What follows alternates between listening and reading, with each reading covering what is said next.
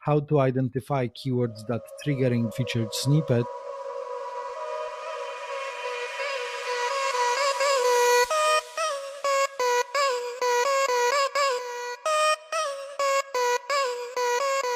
This is Time for Marketing, the marketing podcast that will tell you everything you've missed when you didn't attend the marketing conference.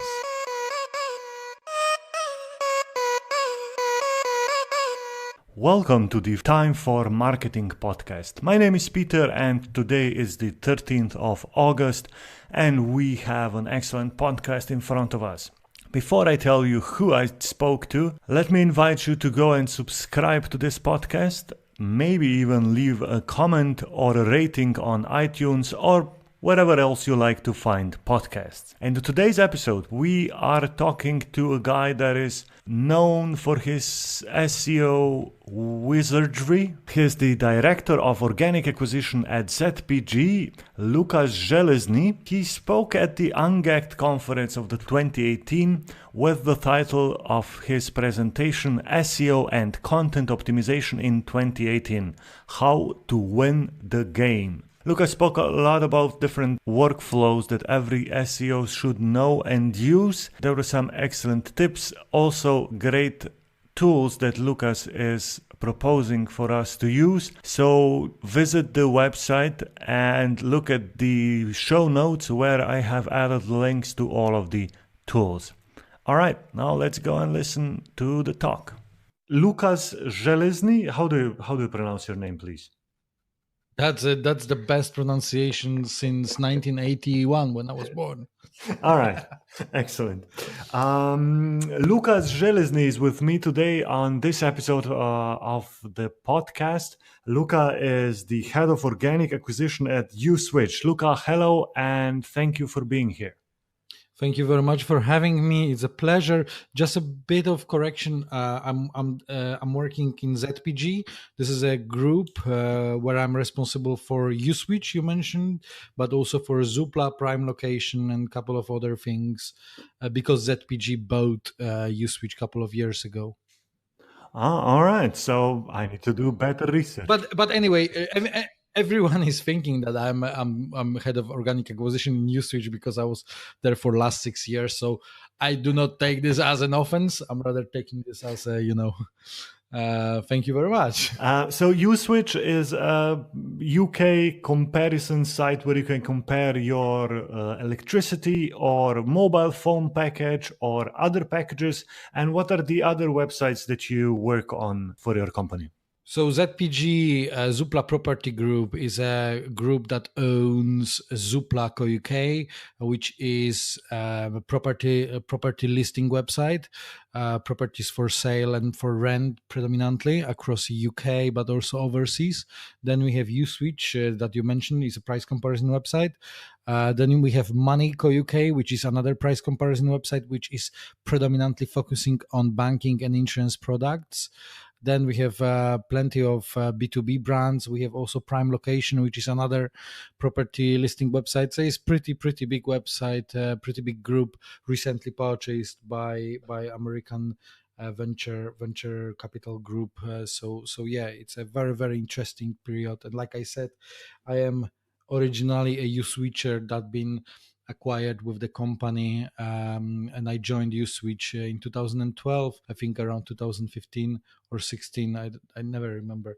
The Zoopla acquired us and we become a part of ZPG. So it's a very interesting journey and an amazing company where I'm managing team of 8 people at the moment. And all of these sound pretty competitive niches or verticals and big websites. So doing SEO for all of these websites must be very interesting. Yeah, it's incredibly competitive, but this is probably what makes me to push forward and stretch and learn more and trying to discover more things and so on and so on and so on. Because like you mentioned, we operating on a field of credit cards, car insurance, home insurance, properties, energy, broadband, mobiles, everything there is a very competitive niche, and every niche is different. Every niche got some kind of things you need to learn. It's very challenging, but the same time, very exciting multiple niche I am working for. I invited you to the podcast because I saw you had an excellent presentation at the Ungacked conference, and your presentation was titled SEO and Content Optimization in 2018, How to Win the Game. And of course, a couple of short talks about backlinks. That's somehow how the description of the your presentation was. And if nothing else, I'll just invite you to take your 5 minutes and to sum up what you spoke about in the conference, and then I'll come back with the questions. I was speaking on Ungacked, one of my favorite events in London. Lots of amazing people is always joining. And, that's my personal approach to conferences and to the knowledge I'm sharing. I'm trying to bring something that people will be listening during the conference, write down or take from my slides, because I'm always sharing slides, and then they can take this back home or back to their company or back to their agency and easily implement. And that will make difference. And then they will be like, oh my gosh, that was a great time that I was on this conference, and that was a great time to listen to Lukaszs, because whatever he shared was useful. Because of that, in a nutshell, what I was sharing, and it's not that much related to USwitch or Zoopla, it's generally something that will help most of the companies. So it was like, for example, low-hanging fruits that you're going to Search Console whenever you're starting working on the website with a little established history, or a website which been for a couple of years online. You're going to your Search Console and you want to export all the keywords that are there, because that's are pretty much keywords which are relevant to your website. Your website is ranking. These keywords are at triggering various of different URLs. You obviously need to scrape these URLs, but what is the limitation? It is that export always will contain 999 rows. And then I shared with users, with attendees who've been on the conference, that if you build a very simple data studio report, then through API you will have pretty much unlimited export. And I was showing them that the same websites that they would export 999 keyword, then the same website through the data studio at 5,169 keywords. So it's pretty much like 5 times more data. And then I was sharing that, if you are missing URLs, because every time we're talking about keywords, we need to talk about corresponding URLs. That is AccuRanker, which I am a big fan of, a relatively new tool on the market. AccuRanker is very fast, very cost efficient, and they can, whoever wants, they can scrape these URLs and find out what keywords are triggering what URLs. And that was a pretty much one thing that I was sharing with. And then another thing, it was about content expansion. So what I'm doing, I'm just always trying to find these pages which have relatively short content, but also at the same time they are performing quite well in terms of organic visits. So I'm doing an export. I'm using the deep crawl, which can tell me how many words there is per page, and then I can go through URL Profiler and Google Analytics API and pull organic traffic data through these URLs, and then find if there is any relation that a website, that a page which has a very little number of words is still generating relatively high traffic. And then I can go to copywriters and say, like, you know what, you should write additional paragraph because this page is very weak in terms of a content, but it's still delivering a lot of traffic. So probably if we will increase a little content, then we will be able to multiply this traffic. So that was the second tactic. And then I was talking a lot about one of my favorite tactics, quite difficult, but very prominent and bringing lots of good things. So dealing with featured snippets or answer boxes. So I was showing a couple of examples that when USwitch is occupying the spot 0, what some people are saying, so appearing above the organic results and below the paid results, and I was trying to explain you attendees why it's so important, because of very high click-through rate, because of very high traffic that they can achieve. And then finally I was going through how to identify keywords that triggering this so-called answer boxes or featured snippets, and how the users can optimize their website to be in answer boxes. Obviously, I mentioned SEMrush, which is a very, very prominent tool in terms of finding this featured snippets. And I show a couple of other tactics with URL Profiler, how I am identifying keywords that are firing answer boxes. And finally, because I am very limited with the time, gap analysis. So finding these gaps in the content, in keywords, in traffic that simply is taking on the board your competitors and your website. So if there is like you're taking through SEMrush, there is this built-in domain versus domain or gap analysis. And if you say, show me competitor A, B, and C keywords that they simultaneously ranking in the top 10 results and my website is not, then obviously we know that there is a gap and my website should have this content because I am losing a very prominent traffic that my competitors are already getting traffic from, and I should write either a content or I should design a tool, whatever there is. Then finally, you mentioned about a backlink building. So I was talking about brand tracking, your brand website tracking. And then when you know where your brand been mentioned across the online environment, you can approach people, you can start building relation, and you can finally maybe try to convert these brand mentions into links. This is in the nutshell. I anyway went a bit above the time, but like I said, I will share slides. So I hope you will forgive me that I went a little Of longer. course. You are actually one of the shortest. I can talk more if you want, you know me. We'll get back with the questions to the content. I like the idea that you spoke about getting backlinks with brand tracking. Is there a specific tool that you would recommend to use to track the brand mentions before we start the outreach or to get the links from the mentions? Yeah, I would very, very much recommend Brand24. It's very cost efficient, and I think that Brand24 should be set up from day one when the new SEO person is coming on the board, because then you can aggregate these results over years and you can track social media profiles, you can track blogs, you can track forums, you can track pretty much everywhere. And yeah, it's very prominent. There is plenty of other tools on the market. You know, I'm very impartial.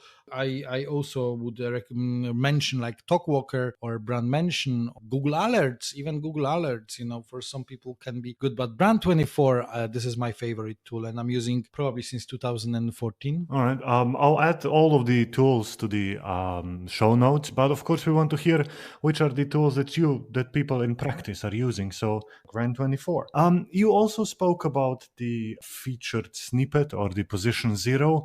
Not really completely the same in the same way question, but one of the things that I see a lot of SEOs speak about are the review snippets or the review schema or whatever you call that, a review-rich snippets. And the scam that comes with that, a lot of websites are using reviews to be prominently more shown in Google, or at least have a higher click-through rate, even though they really don't have so many reviews. Do you think this is starting to be a problem in the SEO industry? And is Google really good at finding all of those scammers? That's a very good question. But before I will answer, I just want to make a little differentiations, because I was mentioning featured snippets. So the answer boxes that are appearing above the organic results. Your question is more about rich snippets, which obviously I agree that there was in the past a lot of this abusing method and showing stars pretty much everywhere. You ask me if Google can deal with that. Google is very good dealing with that, because you can very easy. I think this is not a rocket science to spot people who are using the stars a very manipulative way. And I can be very, very honest and straightforward. If you really want to be on the safe side and you really want to use stars on your website, on your business, you probably would need to go through the third-part solution like Trustpilot or Fifu, other review provider website, just to make this much, much more legit, because there is a conflict of interest. You on your website will never be in the position to show a bad reviews. You always want to have a good reviews. Ergo, that means that there is kind of pressure to manipulate with the results. And another example that was a very, very famous manipulation with the rich snippet was like Voucher Code websites were using event schema to show their voucher promo code offers, just only because there was much more space secured in the search engine results page, in the SERPs. Obviously Google was again like very quickly reacted on that and removed. The good thing is that I saw a couple of websites in the past from people who are working in the industry, or for some people who approached me on LinkedIn, and that they had some problems. And when I get an access to their search console, there was a manual action message, but somehow there was no drop in ranking. Obviously, losing your stars from SERPs, it automatically, in most cases, affect your click-through rate, so your traffic will automatically go down, but the rankings were not impacted through this. However, obviously, that doesn't mean that you can leave this as it is. You still need to fix it, so you still need pretty much to remove that code that was generating rich snippet stars, rich snippet, and consider probably to go with the third-party solution, like I mentioned, Trustpilot, FIFO, maybe Review, or something like that. All right. Yeah. But a very, very good question, and this is still a problem. But like I said, it's very easy for Google these days to spot it. It's interesting. I work partially on the Slovenian market and of course partially on the international or English-speaking market. And of course Google in Slovenia and Slovenian language is a bit different than Google in English or other big languages. And the schema manipulations with the reviews are now slowly coming to Slovenia. So it's interesting to see how we're coming a couple of years behind you, and we are sort of seeing the same things that you saw there. And it's fun to know what's going to happen, sort of knowing the future. Well, I just wanted to add one thing, because I would absolutely echo what you said. You see, you mentioned that you have lots of connection with the Slovenian market and also working on international markets. I am pretty much based in London for last 11 years, but I still have a very strong connection with SEO industry in Poland. I have a couple of websites that are targeting Polish market, socialmedia.pl, also SEO WordPress.pl recently acquired. And I can see that sometimes some methods you can really hide with this when you're operating this on the local markets. I don't know if this is something that, maybe the Google Web Spam team is much smaller per specific country. Maybe there are some other factors. Maybe this is not a priority for Google, but obviously I would say that London, England, UK is very, very kind of on the radar. So you really don't want to go with any shortcuts, because that would be always a lot of pain that if something would happen. Yeah, we are a market of 2 million people, so probably not the top of the list. Yeah. Oh, you can probably test lots of cool solutions. Yeah, we can try out new stuff that you can't really touch anymore. Yeah. One last thing is, you spoke, and I've seen in your videos that I watched in preparation for this podcast, that the gap analysis is something that you think should be used very often. For someone that is like an in-house SEO, how often do you do the research for the gap analysis and then change stuff to your website? Is that like a weekly thing to do or a monthly thing to do? Could you briefly speak about a workflow that someone could go and then use directly for his work? Yeah, thank you very much for this question. In-house, especially for mid-size, big or large-size company, the whole circle is a bit slower, a bit less reactive. It's a bit like sailing through the sea with a very long or very big boat, with a very big ship, cargo ship. That it's not like a motor speedboat, like a startup that you can go left and right. So I would say the process of gap analysis would take around like day or two, sometimes up to the week. And then obviously there is a implementation phase days, when the content need to be created, when the content need to be uploaded, when the content need to be optimized and re-optimized, and finally when the content need to be measured, what impact bring not only by about traffic but also about revenue and so on. And the next gap analysis probably would be next 3 months, maybe 4 months, depends. There is no like a golden rule that you always should go every 3 months or every 6 months, but going weekly basis, that's probably way too often. If there is a very reactive environment in the company, if we're talking about startup that want to be very quick and so on and so on and so on, then obviously you can go with a monthly circle. But again, remember that you preparing gap analysis based on your competitors, and I don't think that competitors are changing that fast. It's a process. So I would say, like, for gap analysis in the year, that's absolutely All fair. right. Excellent. So these are all of the questions. We are already at the more than 20 minutes mark. And we'll slowly wrap it up. What are the next things where people can see you and listen to your presentations? Do you have anything planned for the summer or for the fall? So summer, I'm trying to survive because the weather is like crazy in London. We had this chat a bit earlier, but when the autumn will come, I have a couple of things. So 5th September, I'm speaking on Benchmark Search Conference 2018 in Manchester. Then I am panelist on Digital Marketing Innovation Summit 2018 in London. And there is a couple of other places that I may visit to speak. There is probably Norwich that I will visit first time. As you can hear, I am very focused on London these days and on UK, but obviously, maybe I will be going to Italy again next year, early next year. I'm always in Italy and I'm speaking there 2 times, February last year, and this year I was in Verona on SEO and Love. I'm always traveling to Poland a couple of times a year. So we will see. Generally, for summertime is a little quiet. Then autumn should be a couple of events, and the main period is always the first 6 months of the year.